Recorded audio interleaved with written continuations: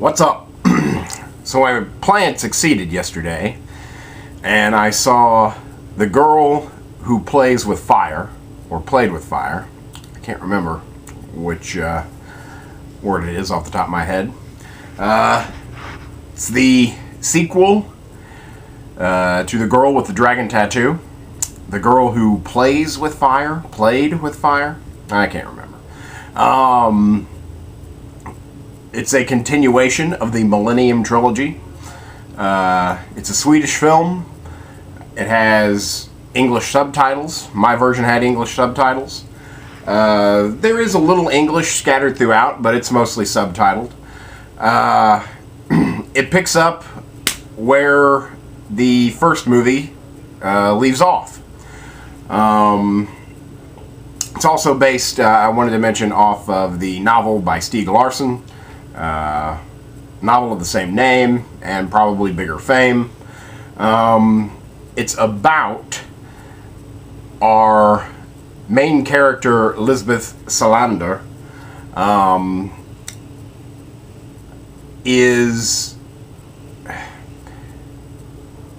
someone she abused in the past for good reason, has come back to haunt her.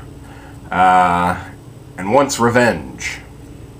And through taking revenge, reveals a bigger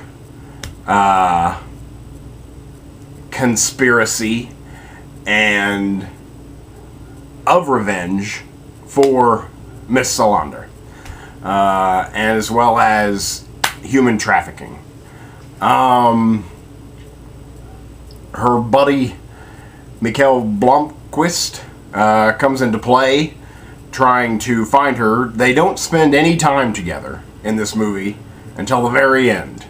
I think it would be accurate to say that they do not say one word to each other.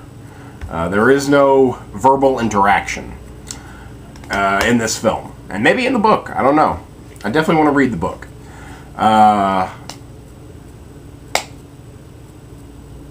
There is a noticeable dip in, I guess overall the word is quality.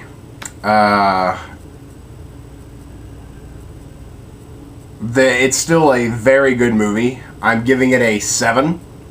The most noticeable change is the cinematography. I should have maybe done a little research. I wanted to find out who did the cinematography the first, who did the cinematography for the second, because I thought that's where the first film had a leg up. The dim bluish hue surroundings, shots of the landscape, the colors I thought really fit the story a lot better. Girl Who Plays with Fire is much brighter, a lot more colorful, and I just didn't feel that it fit the story as well as it should have. Again, I watched The Girl with the Dragon Tattoo a few days ago, so I watched them back to back. So I got a good compare-contrast in my head. And Dragon Tattoo is just better directed and better shot. And maybe a little bit better written, with a little more focus to detail. Still very well written, well directed. Very well acted. It's very well acted. The entire cast, as far as I am concerned, is back. I didn't recognize any recasting going on. I knew people from the first movie, and that was really cool to me, that they didn't have to recast anybody. Noomi Rapace is back as Lisbeth Salander. She's very good. Again, she has a lot of work to do in this movie, and she does it all very well. I'm not sure of the actor who plays Blomquist, I want to say Nyquist, something like that. He's very good. I don't think he was as involved as in the first film, but he's still very good here. Still very well acted. The acting is all very good. You've got some classically written bad guys. I love the bad guys so far in the two movies. You have a ginormous Swede, German Swede. In this, he's really cool. You have a guy who's been half burned by somebody, and he's really cool. Again,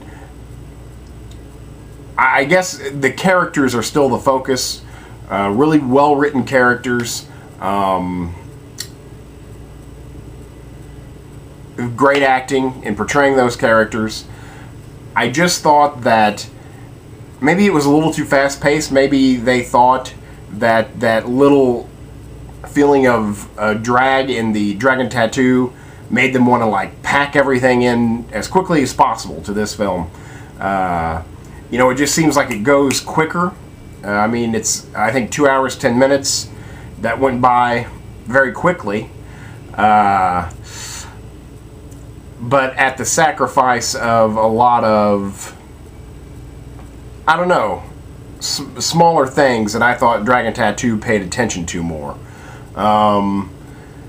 Again, this is still very good. 7, I feel, is a good review. If I give Dragon Tattoo a 9 or an 8, depending on what review you read, that's fine. It's not a 7 leaning towards 8. You know, it would be a 7 leaning towards 6, but still a 7.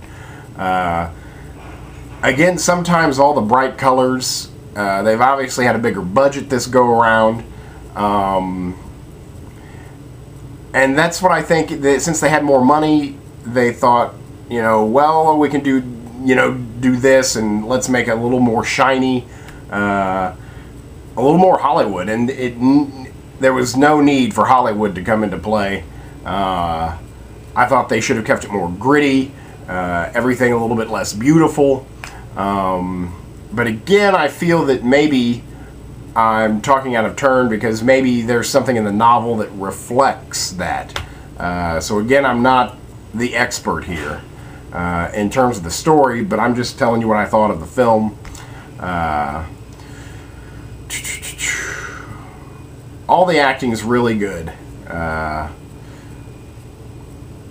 It's not one of the best movies I've seen in a while, like Dragon Tattoo was at the time. You know, but it is a very good continuation of the story. Again, it picks up immediately where it left off. The fact that none of the actors are different is great. I can't wait for the third one, so it succeeded in that. You know, it ends with what I would call a cliffhanger. You know, it ends with a cliffhanger, and I immediately want to see how it ends. I want to see the girl who kicked the hornet's nest. Now, please. But I don't get to. And I'm afraid to read it first. Because I do imagine the books are better, and I'm afraid to read it first. I want to watch it first, like I've done with the other two. But I don't know if I'll have the patience. So again, a success in that department. Let's see, what else? Again, the characters very well written, fleshed out, in terms of Blomquist and Salander.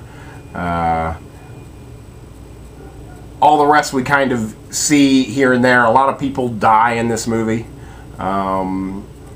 Sometimes we don't know much about them before they go. And there was lots of little side characters. It's just, I know it's trying to do so much with a little amount of time. And you do get that feeling that this is kind of a jumble. It's not as well thought out, or there's too much information to pack in to make it an excellent movie. But it's still a really good movie, a 7. You know, I think 7's a fine review. I'm a 7. So, I think that's, again, I would recommend it if it's in your town, and especially if you're a fan of the novels. If you've seen the first movie, I would definitely say to see this.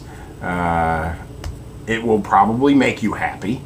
Again, I did have, the sense of mystery is not there. The first Dragon Tattoo, just like, ooh, you know, what's going to happen next? You know, and even I was there with them trying to figure it out in my head. And that's not here in Play with Fire. There are some big revelations, big revelations in terms of character and the history of the characters.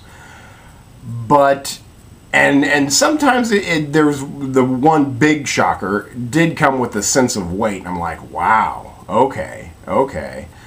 But it seemed like I was going, wow, okay, a lot in Dragon Tattoo, and did that only once in Plays with Fire. So, you know, again, I think they focused on packing too much information, too much of the story to focus on the flow of the film. It's still really good, but it's not as good. But again, that sense of mystery, that sense of engrossment, I don't know if that's a word. Again, I was just sucked into the world of Dragon Tattoo, and this one I felt more like an observer. I felt like I was there in the first movie, and now I'm just kind of watching it all happen.